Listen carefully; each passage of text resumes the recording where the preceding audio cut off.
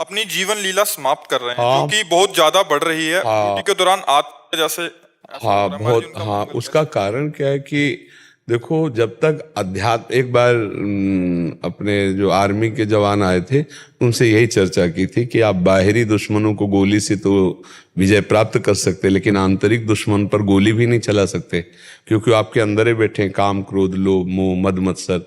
तो जब हम अध्यात्म से शून्य जीवन होता है तो हमारे अंदर कुछ वासनाएं होती हैं, कुछ आसक्तियां होती हैं, और जब उन वासनाओं की पूर्ति नहीं होती और आसक्ति की पूर्ति नहीं होती तो हमारा इतना निगेटिव चिंतन बढ़ जाता है, वो शांति के लिए घोर अशांति का वर्ण करता है। मरने के बाद कोई होटल है क्या 5 स्टार कि जो आप कर लो, आप वहां जाके बुक हो गए, बढ़िया खान पान मौज मस्ती? नहीं, आपको फिर दूसरा नीच शरीर मिलेगा। उत्तम शरीर का आपने अपमान किया, शूट कर लिया, आप विवेक के द्वारा नहीं चले तो आपको फिर ऐसी नीच योनियों में, सुअर कुत्ता न जाने कौन कौन सी योनियों में जाना पड़ेगा। इसका कारण है अध्यात्म की कमी। जैसे अगर हम शास्त्र सम्मत विचारों को देखें तो हर राजा के ऊपर एक महाराजा बैठा रहता था पहले। देखो, देवराजेंद्र के ऊपर गुरु बृहस्पति जी, अगर महाराज बलि तो शुक्राचार्य जी, जनक जी तो सदानंद जी, दशरथ जी तो वशिष्ठ जी, जहां भी। क्यों? क्योंकि आपकी क्रियाओं के ऊपर यदि अध्यात्म राजा बन के बैठा है, आपके दिमाग में हो या आपके साथ हो, तो आप बच जाओगे। अगर हम अध्यात्म को सुने, अध्यात्म को समझें, तो हमारे अंदर इतना तो निर्णय करने लायक हो जाए कि हम अपने शरीर का नाश ना करें।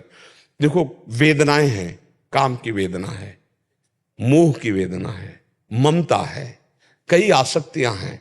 जो जीव अज्ञान के कारण उनको इतना पोसे हुए है, इतना माने हुए है कि वो अपने प्राणों को भी उतना नहीं चाहता है, तभी तो प्राण हत्या कर लेता है, अपनी हत्या कर लेता है। अगर ज्ञान हो जाए तो इन विकारों को सहने की तो सामर्थ्य आ जाए।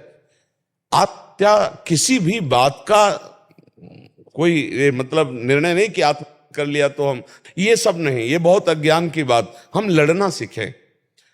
आज छुट्टी नहीं मिली तो कल मिल ही जाएगी, लेकिन मर गए हम तो क्या होगा? या हमने कोई घटना घटा दी तो फिर क्या होगा?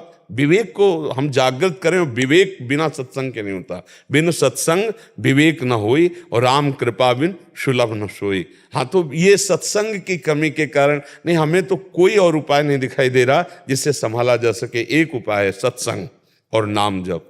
अगर साधन को हरिभजन है, कै सत्संग सहाय। यदि भगवान नाम जप है और सत्संग है तो बहुत जल्दी